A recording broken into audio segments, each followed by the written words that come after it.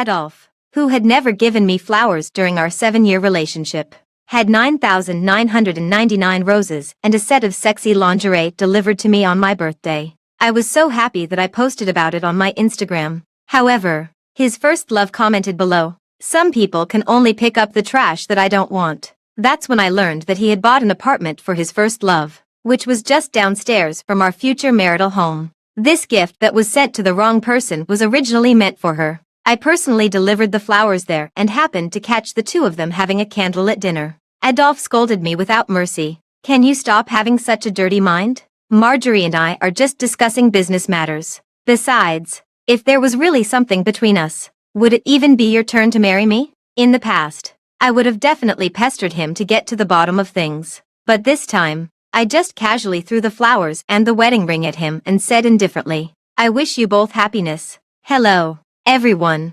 Welcome to my channel. Subscribe us to read wonderful novels every day. Now the story begins. The wedding ring rolled to Adolf's feet. He let out a cold laugh and stepped on it. He crushed my dignity and love together under his feet. "If you want to marry me, change your suspicious nature. Don't get in the way here. We still have important matters to attend to. Go home and reflect on your behavior immediately." Listening to these familiar accusations, my heart was surprisingly calm. After walking out of Marjorie's house, I sent the news of Adolf's infidelity to the family group. I told everyone that I was going to call off the engagement with Adolf. Adolf, who had never replied to my messages instantly, immediately took a photo of his computer and sent it to the group.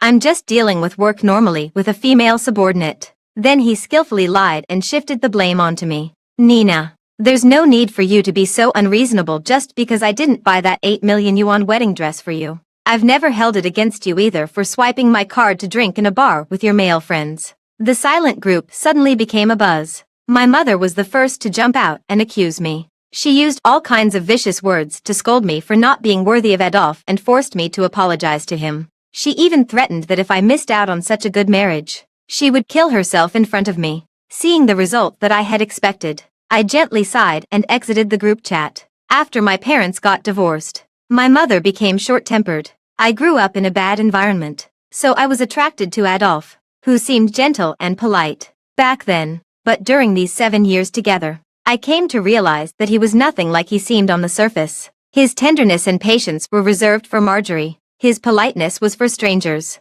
When facing me, there were only countless instances of cold violence and all kinds of sarcastic remarks. He was especially good at provoking me to get angry in front of others. He would watch me break down and cry, shouting at him in anger. Then he would pretend to be understanding and magnanimously forgive me. He made everyone think that I was an unreasonable and crazy person. But this time, he miscalculated. Only those who can't bear to let go will make a big scene, and a heart that has already withered won't be stirred up by him anymore. When Adolf came back holding a bunch of withered red roses, I was leisurely lying on the sofa looking at my phone. "Why haven't you cooked dinner? Are you still angry? That's enough now. You've always wanted me to give you flowers, right? I bought them for you. Don't be upset anymore." He threw the wet roses in front of me. In the past, I used to envy those girls on the street who were holding flowers and looked so happy. I mentioned it to Adolf many times, but he was very impatient. "I should have known that you're such a vain woman.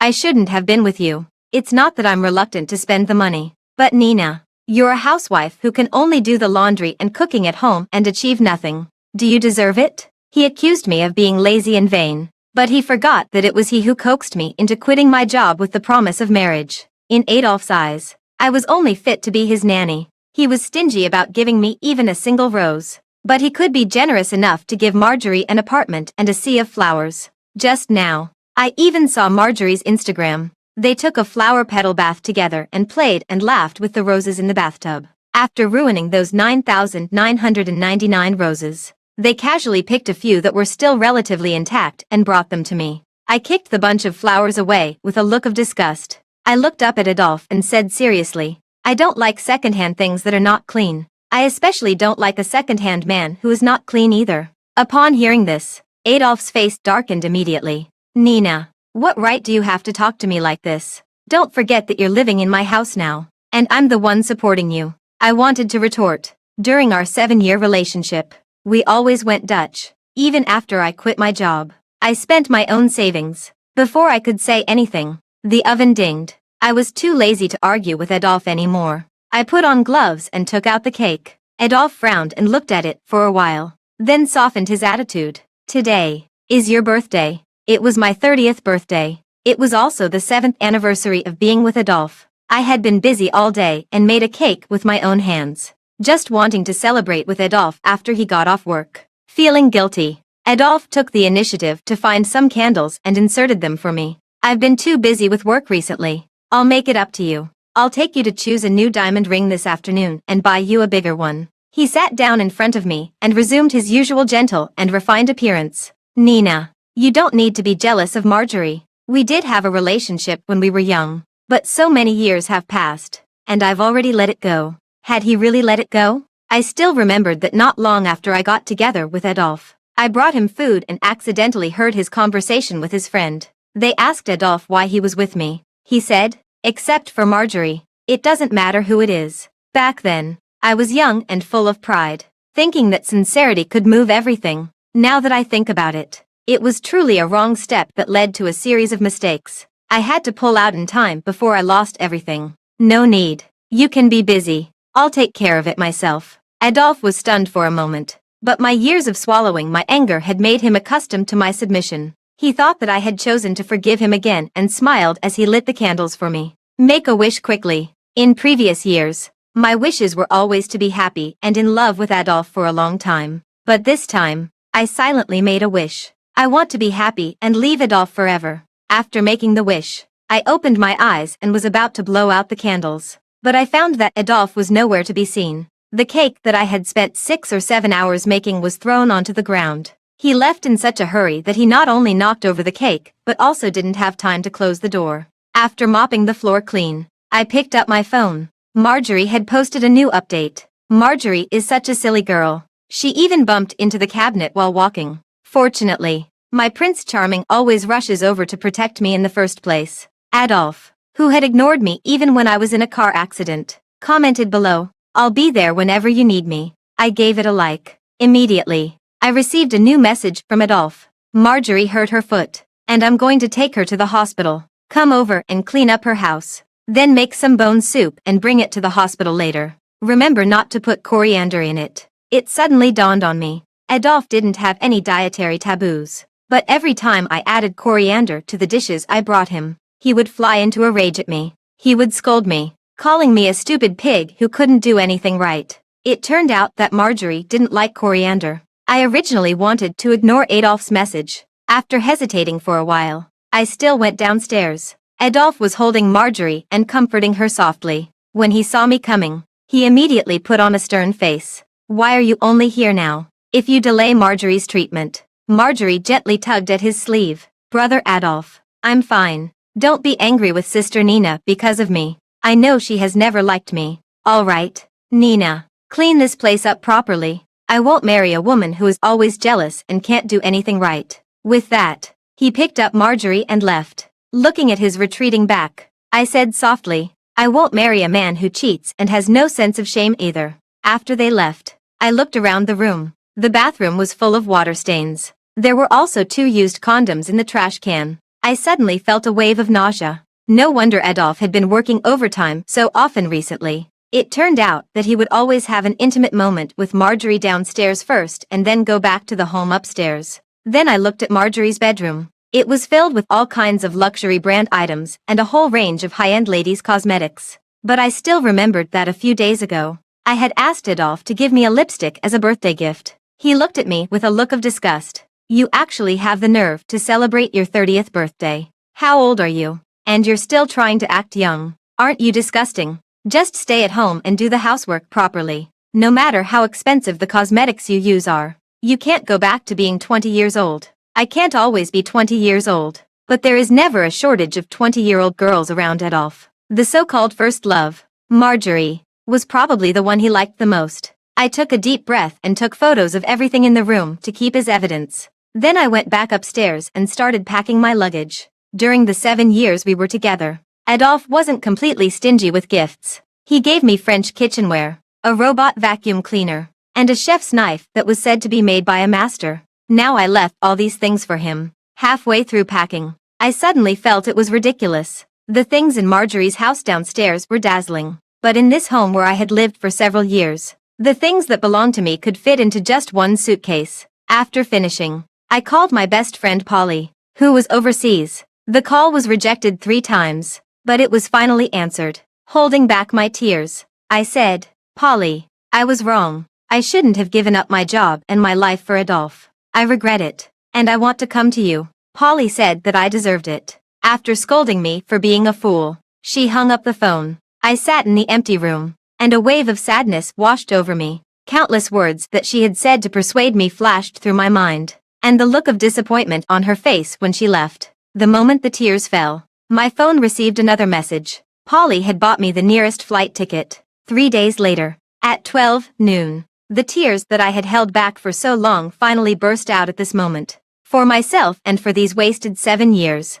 Adolphe didn't come home all night. After I refused to cook for Marjorie, he directly blocked my number. I didn't have time to care about him either. I took a car back to my hometown, wanting to take some of my childhood belongings with me. I don't know what Adolphe told my mother. As soon as I got off the car, I saw her standing at the door, looking forward expectantly. After confirming that Adolphe wasn't with me, her face immediately darkened. My mother still didn't know that Adolphe would never set foot here. Deep down, he looked down on me and this family. "Haven't you made up yet?" "We won't make up." As soon as I finished speaking, my mother slapped me in the face. Half of my face immediately swelled up. She still wasn't satisfied, just like when she used to beat me when I was a child. In front of the people passing by, she picked up the broom at the door and whipped it hard at me. One blow after another. She used all her strength. Adolphe told me everything. "It's a blessing that you've cultivated in several lifetimes to find a man with such good conditions.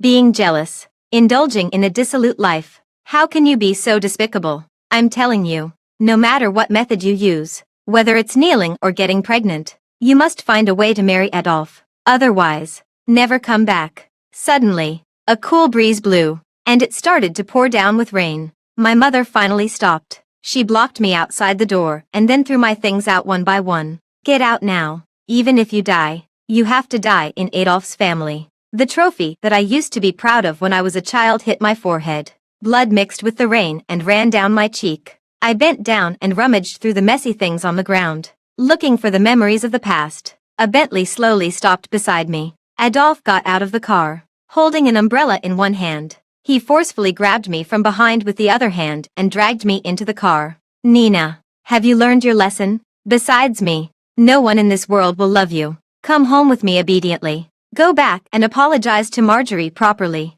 and you can still be the future Mrs. Nina." He threw his coat on me. A scent of perfume that was unique to Marjorie wafted over. I turned my head to look at the blurred scenery outside the window due to the rain. My heart was completely numb. In the past, I regarded Adolphe as my savior and told him my innermost thoughts. However, he used my unknown sufferings as a tool to control me. He was never my support. He didn't deserve my love either. Only by leaving him in that so-called home could I live a better life. While I was deep in thought, Adolphe's phone rang. "Brother Adolphe, why haven't you arrived yet? Everyone is waiting for you. They're all teasing me, saying that how can the company team building event only have the boss's wife attend while the boss himself takes it easy. I can hardly handle it anymore." Adolphe looked at me awkwardly. He instinctively wanted to leave me behind but thought it wasn't appropriate. "Nina, there's a company team building event. You can come with me too." In the past, I wasn't qualified to set foot in Adolphe's company. In order not to disturb his work, even when I brought him meals, I had to stand outside and wait for his assistant to come out. This time, it was a rare favor from him. I took out a tissue and wiped the blood on my forehead, then slowly said, "Okay." I came in front of everyone wearing wet clothes and looking in a sorry state. Adolphe deliberately quickened his pace to keep a distance from me. It seemed that he was afraid of being associated with me. Marjorie pouted unhappily when she saw me. I heard Adolphe whispering words of comfort to her. "I'm not feeling sorry for her. I just want to make her make a fool of herself. I want everyone to know that without me, she lives worse than a dog." Facing the doubtful and mocking glances around me, my heart remained unmoved. Perhaps after being heartbroken so many times, I just couldn't feel it anymore. I raised my hand and asked the waiter for a blanket. I sat on the sofa and watched people coming and going. Just then, Polly called. She said she had contacted several companies for me and I was welcome to go for interviews at any time. Before I could hang up the phone, a hand suddenly rested on my shoulder. I turned my head and saw Adolf looking at me with a puzzled expression. "Who are you talking to on the phone? What interview? Where are you going?" I casually lied. "It's an advertising promotion call." The frown on Adolf's face gradually relaxed. "That makes sense. Your parents don't want you anymore. Where else could you go? The rain outside has stopped. There's nothing for you to do here. You can go home now. Remember to wash my coat clean when you get back." I didn't respond and casually threw Adolf's coat on the sofa. Marjorie tilted her head and looked at me for a while, then insisted on having Adolf accompany her to send me off. When I reached the roadside, she suddenly stuck out her foot and tripped me. My body uncontrollably fell towards the rose bushes by the roadside. "Nina." Adolf wanted to reach out and pull me. Marjorie let out a cry, and he immediately turned around and shielded her behind him. He let me fall into the thorny flower bushes. The sharp thorns scratched me all over my body. The muddy ground amplified my sorry state. I struggled to get up and just in time saw Adolf bending down gently with a tender expression, wiping the water stains on Marjorie's shoes. He glanced at me, and a trace of guilt flashed in his eyes. "Nina, are you okay? I'll take you to the hospital." "Brother Adolf." Marjorie's eyes turned red. "You promised to accompany me today. Today is our hand-holding anniversary. How can you leave me alone?" Adolf's gaze swept between us. He hesitated. "I can go to the hospital by myself. It's not good for you, as the boss, to leave early." He let out a sigh of relief as if he had been relieved of a great burden. "Then be careful. I'll bring you your favorite pineapple cakes when I get home." Pineapple cakes were Marjorie's favorite, but at this moment, there was no point in refuting. Anyway, no matter when, I was always the one who was abandoned and sacrificed. Rather than foolishly waiting for the love that didn't belong to me, it was better to be sensible and leave early. In the hospital, the doctor carefully removed the thorns that had pierced into my body. It was as if all the love of the past years had left my body along with these sharp thorns. The next morning, I saw that Adolf surprisingly made a WeChat voice call to me. "Why didn't you answer the phone? Didn't you block me?" After a while, he replied, "I'll be home in half an hour. I brought you freshly baked pineapple cakes and egg tarts. By the way, I also bought a new wedding ring. I really wronged you these past 2 days. It won't happen again in the future." I looked up at the time and said indifferently, "There won't be a future for us." Unfortunately, Adolf had already hung up.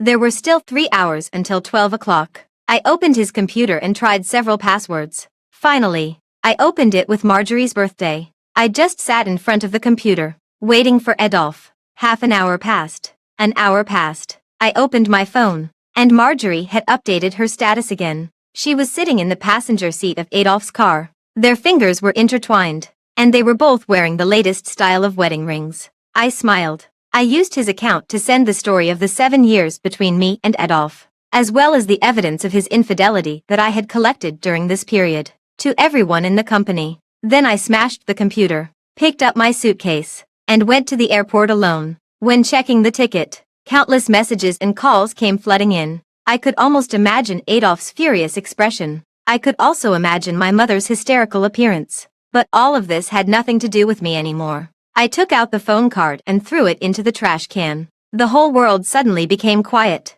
Sitting on the plane, looking at the clouds outside the window drifting away with the wind, it was as if everything in the past was saying goodbye to me. My childhood, my love, my family, everything about me. I knew that no matter how angry Adolf was, he wouldn't chase me to a foreign country for my sake. And my mother, she would just sit at home and curse me day after day. Neither of them would change their original lives for my sake. The two people I cherished the most in the past would have nothing to do with me from this moment on. I had a rare good sleep on the plane. I wasn't awakened by nightmares, nor was I woken up by Adolf. There was no past in my dream, only the future. After getting off the plane, I saw Polly happily waving at me. Her smile stopped abruptly when she saw the large and small scars on my body. "Nina, how did you become like this? What's wrong with your head? And your hands? You've lost a lot of weight. It hasn't been long at all, and I can hardly recognize you. What on earth did Adolf do to you?" Polly gently blew on my wounds with a pained expression. Tears fell like pearls with a broken string. I patted her shoulder and said, "It's okay. It doesn't hurt. It's all in the past." Although I said so, my heart felt sour. During this period, Polly was the only one who cared about me. Everyone thought that I was being unreasonable. Only she would ask me if I was in pain. While I was lost in thought, Polly suddenly hugged me tightly. She silently healed me with a warm embrace. Then, she took me to her home and patiently analyzed and introduced the companies that were suitable for me. Nina, I'm really happy that you were able to stop the loss in time at the most crucial moment. You're only 30 years old and still so young. Your life should have countless possibilities. Rather than becoming a nanny who is belittled and tortured by Adolf. I looked down at my hands. I suddenly remembered that in the photo just now, Marjorie had slender fingers, was wearing a shiny diamond ring, and had delicate and beautiful nail art. That kind of carefree life, where one's hands never touch the spring water, meaning never do any hard work, never seemed to belong to me. I had to do the laundry, cook, and take care of all of Adolf's daily needs. He was a clean freak and couldn't stand even a single hair on the floor. The wooden floor was also difficult to maintain. Sometimes, I could only kneel down and mop it again and again, but no matter how clean I mopped, Adolf would always bring Marjorie to dirty it. Then he would complain that I was useless and couldn't even do such a small thing well. I was really tired of such trivial and endless days. Seeing that I didn't speak, Polly patted my shoulder. Don't think about the past anymore. I know. I held her hand back. Everyone has their own hardships, and only one can save oneself. I had finally climbed out of one quagmire after another. No matter what, I wouldn't let myself fall back again. I mustered up all my energy to prepare for the interview. I had already been prepared to be rejected, but after talking with me, the interviewer actually praised me highly. Miss Nina, it's really a pity that such an excellent talent like you has had such a long gap in your work experience. Our company warmly welcomes you. The interviewer's words made me feel a bit overwhelmed. After all, during the years I was with Adolf, he would only keep belittling me. He made me gradually become inferior and lose my confidence. I had never imagined that the ordinary me could also be a shining presence in the eyes of others. I felt as if I had been reborn. I actively threw myself into my new life, until the day I moved. An uninvited guest came into my life. I don't know how Adolf found me, but he was standing right in front of me at this moment. He had just lost a lot of weight. There were red bloodshot eyes in his eyes. Nina, why did you do this to me? Do you know how long I've worked hard to achieve what I have today? Everything I did was for you. For us to have a better and happier life in the future. Why did you destroy all of this and destroy me? I looked at him in surprise. Adolf, do you have a conscience when you say these words? You did all these things yourself, and you can't blame others. I quietly looked into Adolf's eyes. I watched as his gaze changed from being self-righteous to evasive. So, he also knew that what he did was wrong. There's really nothing between me and Marjorie. I take care of her like an older brother takes care of his younger sister. In my heart, you are the only wife I want. I never thought of giving you up for her. I understood. Adolf wouldn't give me up for Marjorie. He wouldn't give up Marjorie for me either. He wanted a virtuous wife who would work hard for him without complaint and be at his beck and call. He also wanted a young lover to satisfy his desires. He didn't love the so-called first love, nor did he love Marjorie's innocence and cuteness. What he loved was just his selfish and greedy self. Adolf, what's the point of you saying all these things to me? We've already broken up and called off the engagement. I've returned the ring to you. From now on, it doesn't matter who you're with. It has nothing to do with me. Adolf stubbornly held my hand. Nina, don't say such heartless words. We've been together for 7 years. How many 7 years are there in a person's life? I did make some mistakes before, but I'm willing to change for you. Besides, you might not be able to live a better life without me. Don't forget, your mother is still in the country. There was a faint threat in his words, but I wasn't afraid anymore. I pushed Adolf away in disgust. I don't care. I have an inescapable blood relationship with her, so I'm willing to support her according to the legal requirements at the minimum amount. But Adolf, what do we have between us? Love or hate? There's nothing left. The moment he cheated, there was nothing left between us. During the time I lived alone, I almost never thought of this person. My deep love for him seemed to have been gradually worn away by him bit by bit during these 7 years. He and all the past memories were like an old-fashioned movie that had already ended. For me now, the past is the past, and I'm just an onlooker. Everything before has nothing to do with me anymore. It's just that now, Adolf is the one who can't let go. He looked at me in disbelief. It seemed that he wanted to find traces of my love for him on my face. Nina, Be good and stop making trouble. Come back to China with me. You can clear up all the misunderstandings for me.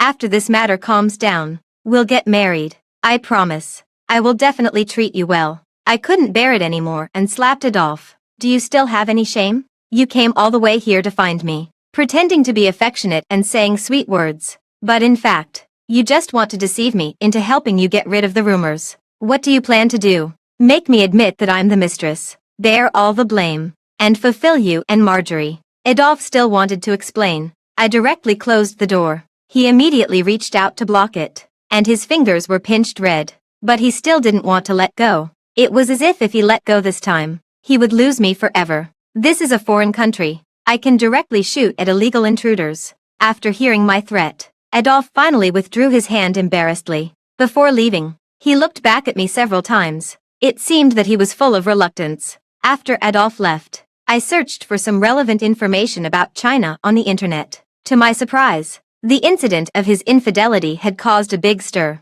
Marjorie usually relied on Adolphe and showed off in the company. Once this incident happened, many people who had opinions about her in the past took the opportunity to step on her. Marjorie was accompanied by rumors and gossip wherever she went. Unable to bear the blow, she tried to commit suicide several times. Adolphe used all kinds of means but couldn't completely quell the rumors. In desperation, he thought of me. I smiled self-deprecatingly. I knew that Adolphe wouldn't have traveled thousands of miles for me. In his heart, the most important person was always Marjorie. I didn't want to think about him anymore and continued to live my life as usual. But Adolphe just didn't seem to want to let me go. Somehow, he would hold a bunch of roses every day and insist on waiting in front of my company. Nina, you said you liked roses the most. I promise you, I'll send you a bunch every day from now on. I'll make up for all the things I owed you in the past 7 years. The delicate and beautiful roses were decorated with glistening dewdrops. In the sunlight, they were like tears that had turned into pearls.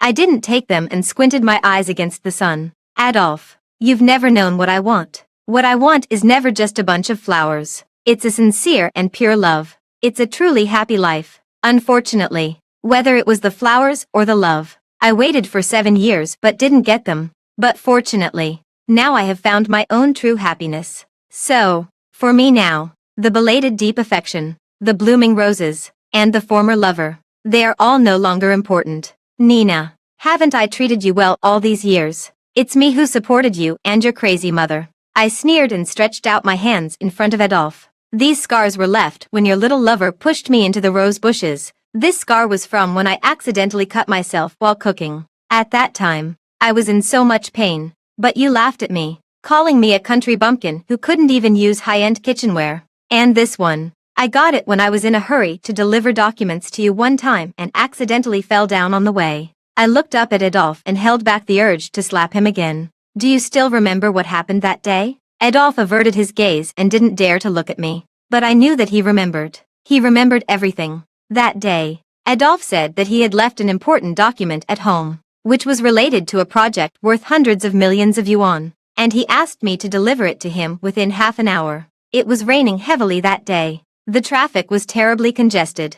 I had no choice but to hold the document in my arms and run all the way to his company. I fell down several times on the way. When I finally reached the company, I was stopped outside by Marjorie. Is this such a big company that any beggar can just walk in? Don't make a fool of yourself here. Just go back quickly. This isn't a place you're worthy of coming to. I was so anxious that I called Adolphe. When he came out and saw me in such a sorry state, he only said one sentence. Nina, why are you so useless? You've even dirted the document. It was only later that I learned that it wasn't any important document at all. Inside was a house purchase contract. It was exactly the one he had given to Marjorie. Adolphe interrupted my recollection anxiously. Nina, isn't it better to let the past be the past? Why do you have to hold on to it? Haven't you ever done anything wrong? I had to admit that Adolphe was really a master at sophistry. No matter what conflicts we had, in the end, it would always turn out to be my fault. If I accepted the gifts he gave me, then I was a gold digger and vain. If we went Dutch and shared the living expenses, then I was scheming and trying to play the long game. When it came to Marjorie, Adolphe always felt that he hadn't given her enough. But when it came to me, it seemed that everything I did was wrong. Even his infidelity became my being unreasonable. I looked at him and said seriously, My biggest mistake was falling in love with you and being with you, Nina. I knew that it was pointless to reason with Adolf, so I directly took out my phone and was about to call the police. He panicked immediately and tried to snatch my phone. Don't do this. I have something very important to show you. Maybe you'll forgive me after you see it. Adolf opened a video on his phone. It was my mother. My mother was crying and apologizing to me with tears all over her face. I'm sorry, Nina. Since you were a child, I have indeed been a bit too strict with you. But we did it all for your own good. I know that you've had some conflicts with Adolf, but isn't that how young couples live? They quarrel at the head of the bed and make up at the end of the bed. Adolf and I have both realized our mistakes. We promise you that we won't hurt you like that again in the future. My mother in the video was crying bitterly. Adolf outside the video also shed tears. After you left, I realized your love for me. There aren't many good women like you in this world anymore. Nina, whether you believe it or not, both your mother and I love you. You should know that the more we love someone, the stricter we are with them. We might have hurt you unintentionally, but we did it all for your own good. For your own good. These 4 words, which seemed so light, were like a nightmare that hung over my life. No matter how much they hurt me, as long as they used this excuse, they could blame me from a superior position. Why? I reached out and knocked Adolf's phone out of his hand. It's no use. Now I have the ability to break free from your control. All your suppression and admonition of me are useless. I won't believe a single word you say anymore. I just want to leave you forever. When I was a child, my mother also apologized to me, but the next time, she would beat me even harder. Adolf was the same. Every time he bowed his head, he was preparing to cause me even greater harm the next time. Adolf stared blankly at me, his eyes filled with emotions that I couldn't understand. It was as if he was a general who had won battles all his life. He was completely defeated in one failure and suddenly lost everything. Nina, whether you believe it or not, I really love you. I'm just a little bit unwilling. I'm still young. I've worked so hard for so long to achieve this success. So I want to enjoy myself a bit. I wanted to have a good time before getting married. Adolf said that he had planned to settle down after having his fill of fun. After seeing the colorful world outside, he would come back and live a good life with me. It was really ridiculous. I looked at him with disdain and said, Adolf, what makes you think that I will keep waiting for you without any complaints? He frowned and looked at me, murmuring, because you love me. Adolf knew everything. He was just deliberately relying on my love to trample on me wantonly.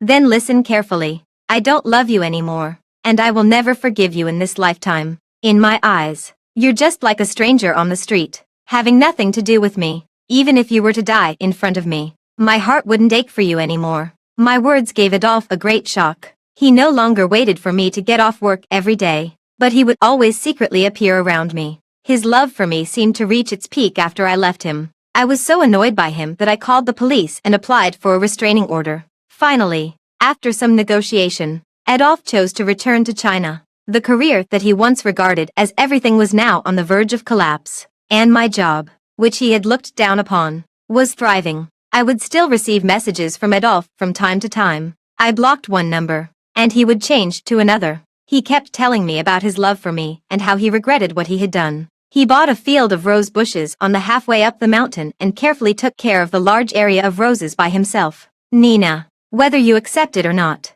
I want to make up for everything I owe you. As long as you're willing to come back to me, I'm willing to give up everything for you. The large area of roses swayed in the wind. They were a bright red, as if they were going to be engraved in people's hearts. But each of these bright roses was silently reminding me of how painful it was when the thorns pierced into my body. I told everyone that I was going to call off the engagement with Adolf. Polly found out a lot of things through her friends in China. Adolf's company went bankrupt. Marjorie tried to commit suicide all day long, trying to win Adolf's attention, but she exhausted Adolf's last bit of patience. When Marjorie tried to get sympathy by hurting herself again, Adolf chose to ignore her. Although she was rescued, she became a vegetative state, and Adolf never went to see her again. However, he often went to visit my mother. After hearing that Adolf had gone bankrupt, my mother no longer fawned over him and would scold and beat him at every turn. But he endured it without any complaints, as if he wanted to atone for his sins to me in this way.